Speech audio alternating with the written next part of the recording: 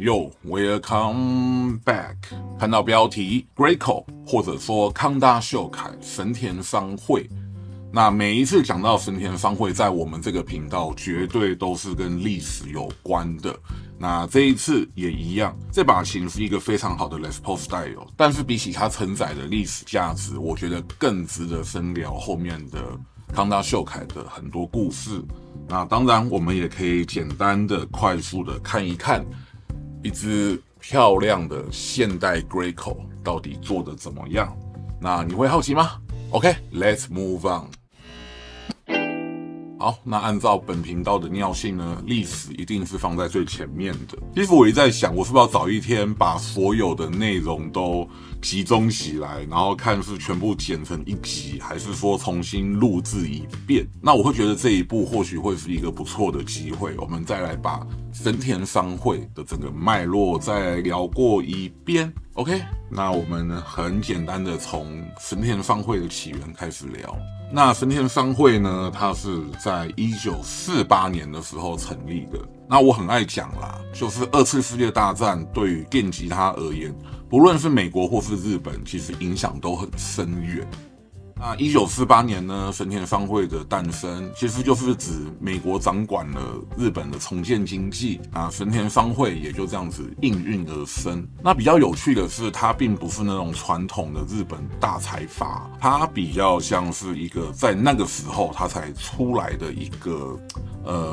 娱乐用品的代理商。对，站在我们现代人角度来看，会觉得很吊诡。1948年，然后你日本重建，为什么会需要一个娱乐用品的代理商？那其实真正的原因呢，就跟那一些驻扎在日本的美国大兵是有直接的关系的。对，康大秀凯呢，就是在那个时候开始从美国进口一些美国大兵会需要用到的娱乐用品，那自然而然的就包含了乐器，甚至是吉他。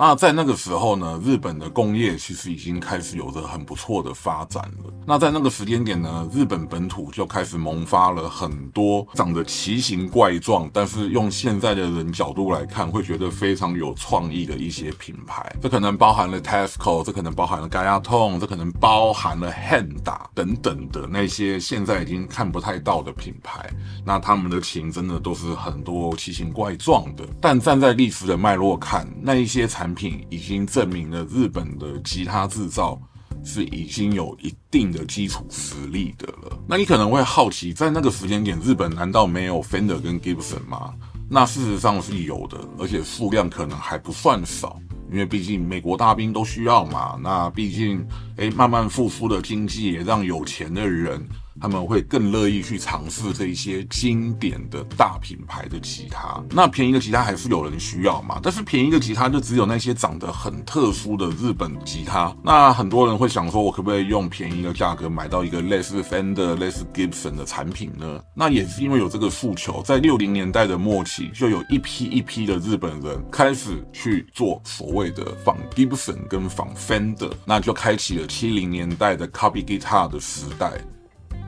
那些 Copy Guitar 呢，其实有非常非常多经典的品牌，甚至到现在还存在着，包含了像 Tokai 啊、Greco 啊、Fernandez 啊、Navigator 等等等等的品牌。那在那个时代呢， Copy Guitar 充其量就只是比较便宜的 Fender， 比较便宜的 Gibson。但进入70年代之后，随着 Fender Gibson 的口碑越来越下降，那些 Copy Guitar 反而吸引到了那些所谓的美国大兵的眼光，甚至是让日本人也觉得，我们自己做的产品品质好像没有比较差，甚至除了可能价格便宜之外呢，还有更多不同的款式可以去选择。那也因此，那些 Copy Guitar 在那个很特殊的时代下面，居然可以不断的野蛮生长，甚至到了70年代的末期，不管是 Fender 或 Gibson 都转头来寻求这些日本厂商的协助。对，这是一个日本的吉他产业非常特殊，而且我相信历史上无法被第二次复制的一个产业演进的画面。那在这里面呢，我觉得我可以分享一下，像最近进来了一个案子，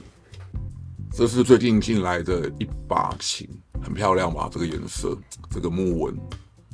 这种感觉，对，它是 Tokai 的 Springing Sound。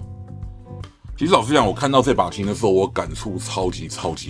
多。因为我以前还是大学生的时候，我自己从日本拍卖买过一支一模一样的琴进来，那时候买的真的好便宜。那现在这一些琴呢，你没有个2-3万是买不到的，所以那种感触又更深了。对，它是 H body 加上 Maple neck， 然后又是这种烤漆。所以不外乎就是545556这几个形状的字镜。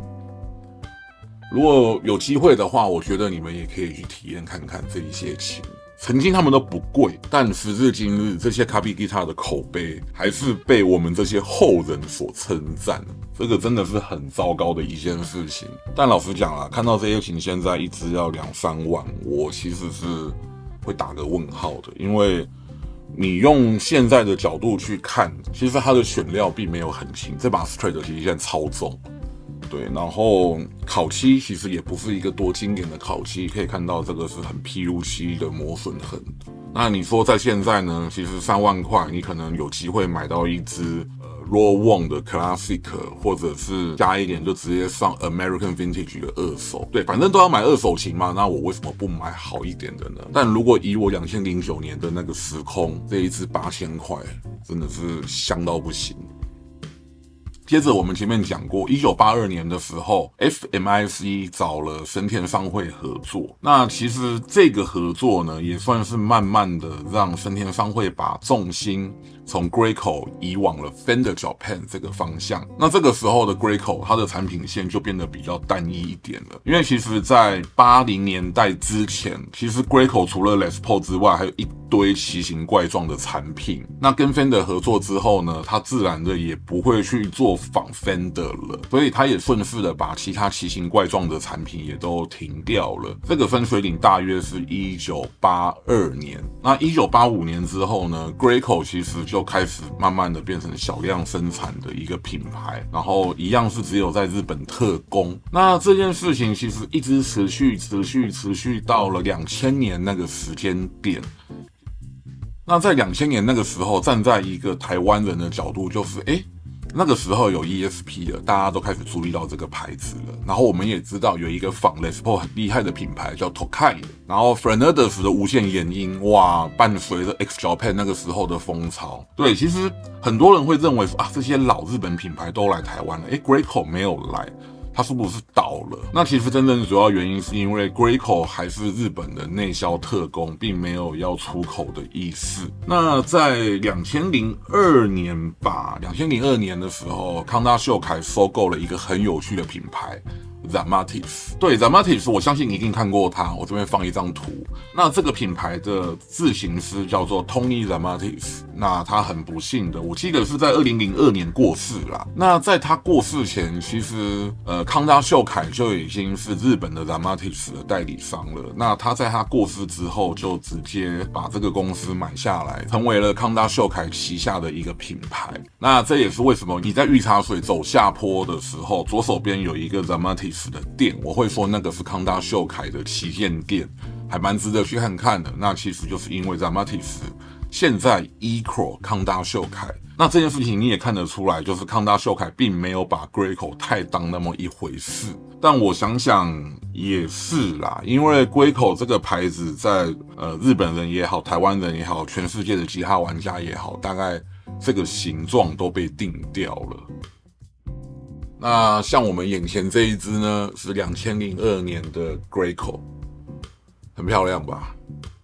细节啊什么的，其实做的完全就是日本琴的风味。这个烤漆绝对是 Polyurethane， 所以你也不用想着什么逆手漆。但是2002年到现在还能这样的亮亮的，这个就是 Polyurethane 这些漆的优势啊。有没有这个头真的是，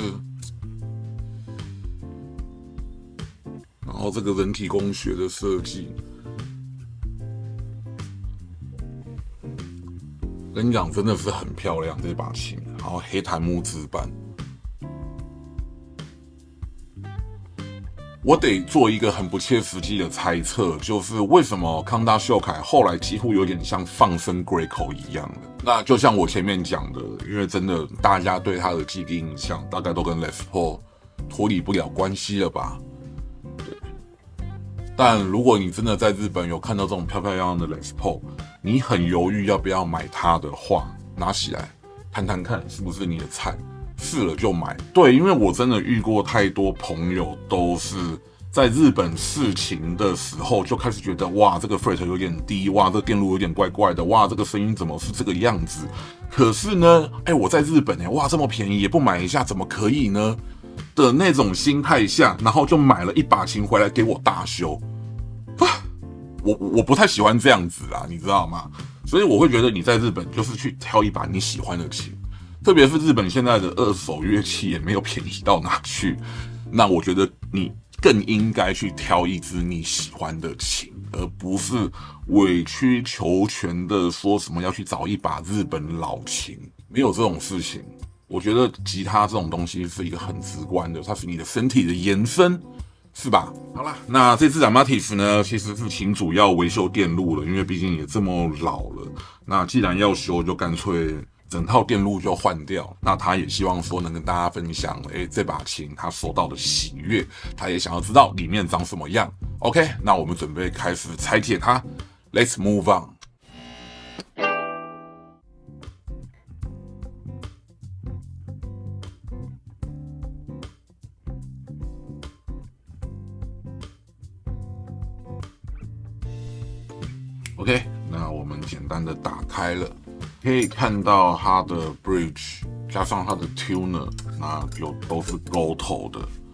还蛮不意外的啦。就是日本的这一些厂琴，其实他们真的都是能用勾头的就会用勾头的，就是能用自己家的产品，大概都是这个路线，包含了垫料这一个部分也是。那像 Switch 很明显的是 Hasco 的产品。然后他故意在外面这边多了一个塑胶圈，对，这个塑胶圈其实我刚刚有看了一下，我有点害怕把它拆下来，我有点怕它碎掉，因为它感觉是有点硬化了。那就再看，因为其实我们这一支要做的是，